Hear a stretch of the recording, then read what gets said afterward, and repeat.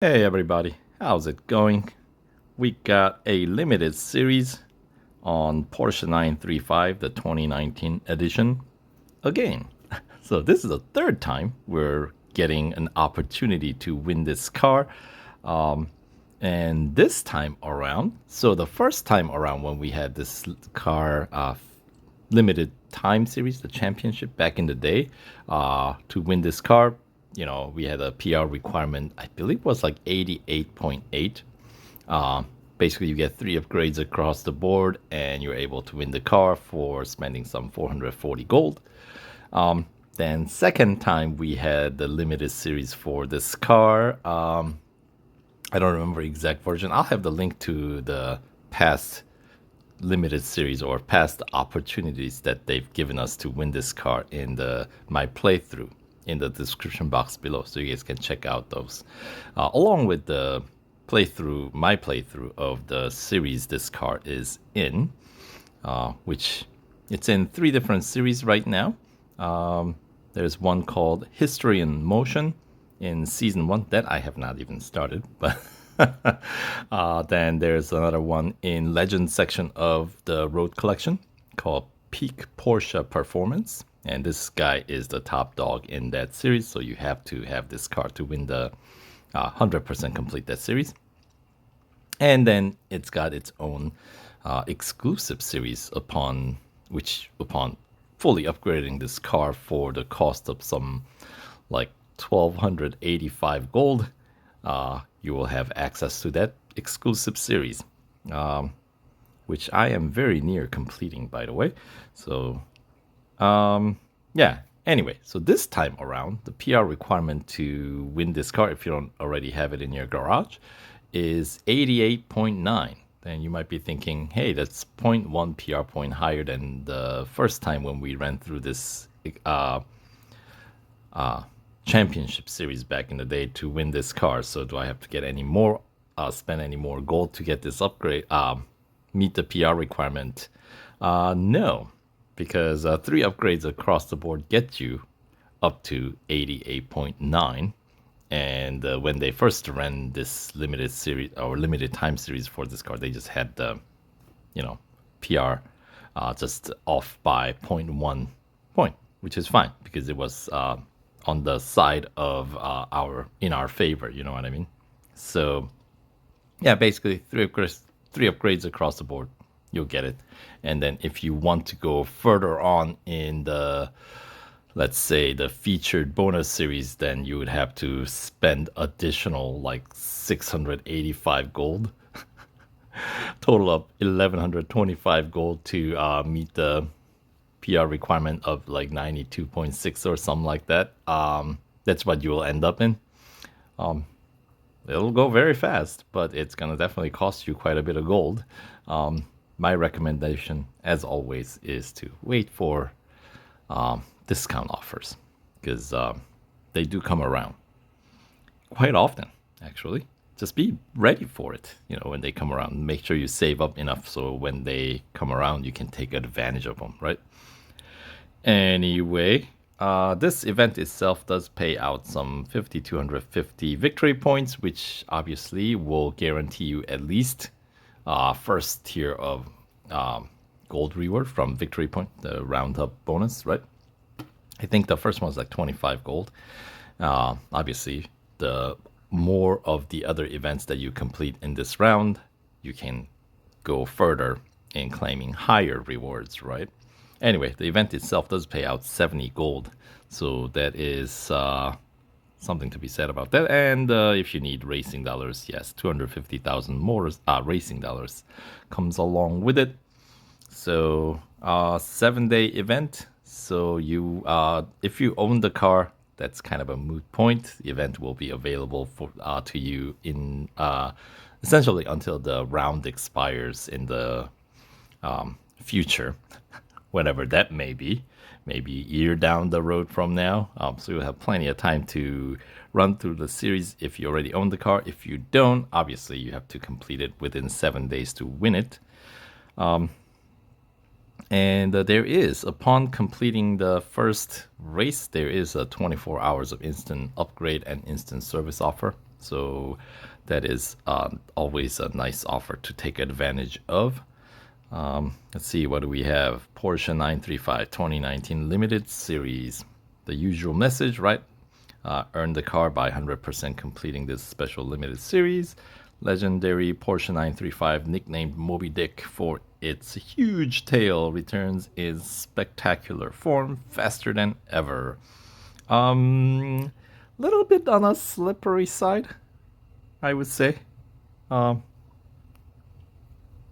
anyway, let's take a quick overview of the series itself. So first, as I said, the total reward includes 70 gold and 250,000 racing dollars and 250 motorsport point victory points, right? So the first 25% gets you the first 750 victory points, 5 gold and 25,000 racing dollars, and that you need to get through tier 4, which requires PR 80. Now, racing dollar upgrades alone on this car, which is essentially stage 1 upgrades only, get your PR up to 79.8. So there is no free gold if you don't own this car and if you don't have any gold upgrades on this car already. So something to keep in mind. 50% completion gets you additional 1,000 victory points, 15 gold, and 50,000 racing dollars. And in order to achieve that, you need to claim 2 gold trophies in tier 8. So that means tier 7 cup is what's minimum required, and that has PR requirement of 82.6. And then the 75% completion gets you additional 1,500 victory points, 20 gold, 75,000 racing dollars, and that you need to claim or win a single gold trophy in tier 12, which means you got to get past tier 11, which has a PR requirement of 85.6. And then, of course, 100% completion. If you don't own the car, you get to win the car itself, which is worth 850 gold. And even with showcase discount, it's going to cost you 680 gold. So it's on the higher end of the price spectrum of cars in the game.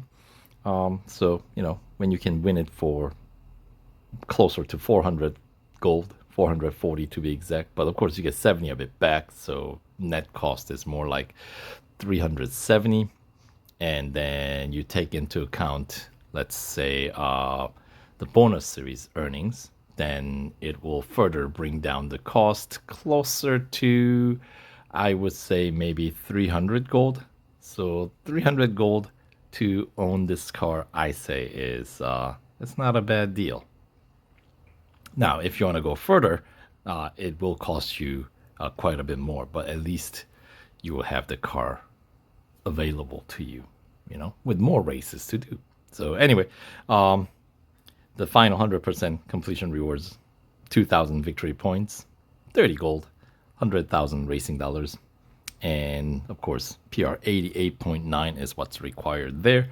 So here, let's confirm all the numbers here. So we'll collect all that, and in my case, that brings my victory points for the round up to like 13,000. Let's check where that puts me in. That puts me in, do I get any additional gold? No additional gold. Although next week's weekly time trial will get me past that 60 gold threshold. So yeah, if you're running the series as it is running right now, then you will have more opportunities for more gold.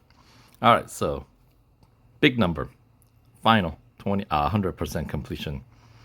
Reward tier 15, as you can see, yeah, 24 hours instant service. And since my car is fully upgraded, you know, there is nothing to upgrade, so no instant upgrade offer. But yeah, PR requirement 88.9, which, as I said, you will get by getting 3 upgrades across the board. Every single category, 3 upgrades, right? And cost you 440 gold. All right, so when they rerun these events, if they give you a lower PR requirement than the previous edition, I say that's actually a very unusual. So if you don't own this car, I would say this is one of the better opportunities to run through and try to win it. All right, so that is all the numbers aspects of things. Now let's just have a quick overview of the series itself. So Tier 1, we got Autocross at Dubai International, Elimination at Catalunya Grand Prix, and the Cup at Red Bull Ring Grand Prix Circuit. 2 laps, and Tier 1, of course, there is no PR requirement. Takes us to Tier 2, we got Speed Snap at Nürburgring Grand Prix. Yeah, even though it's just a Speed Snap, all those variety events at Nürburgring generally tends to run a bit on a longer side. I don't remember exactly where the Speed Snap is for Grand Prix circuit layout though. Maybe I'll be pleasantly surprised if we get a short one.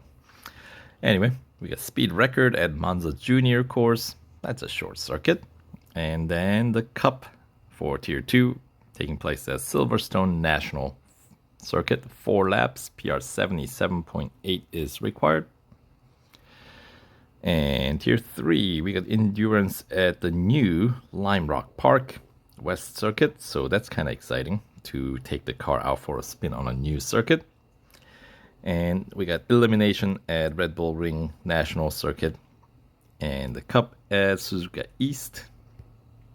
And it's going to be a 5 quick laps with a PR requirement 79 even. All right. Now, the 25% here, Tier 4. You got head-to-head at Bugatti Circuit. So it should be a single lapper. Yep. Followed by Hunter at the Brickyard, Indianapolis Motor Speedway road course. So that's a full lap. And the Cup is going to be at Monza this time in the road course. And it's going to be 3 laps with a PR requirement of 80, as I mentioned earlier. All right, up next, Tier 5, we got Speed Record at Circuit of the Americas Club Circuit. So that's a short lap. Followed by Autocross at Melbourne. And let's see, with this car, 25 seconds about. So about medium length, not anything terribly quick, but, you know, something that does not have to take like a full minute or anything like that. Followed by Cup at Nürburgring Sprint Circuit. 4 laps, PR 80.9 required. So that's not too bad. And Tier 6, we got a drag race. What a drag. This one at Red Bull Ring Grand Prix. I don't think it really matters where it is, you know, but that's where it is. I suppose different background. Followed by Speed Snap at Daytona Motorcycle Course. And the Cup for Tier 6 at Indianapolis Motor Speedway Road Course. 4 laps, PR 81.8 is required. Tier 7, we got Endurance at Silverstone Bridge Circuit. And Bridge Grand Prix Circuit, that is. Hunter at Berlin. And the Cup at Melbourne. 5 laps, PR 82.6 required, which is your 50% completion requirement. Heading on over to Tier 8, got Autocross at Mount Panorama.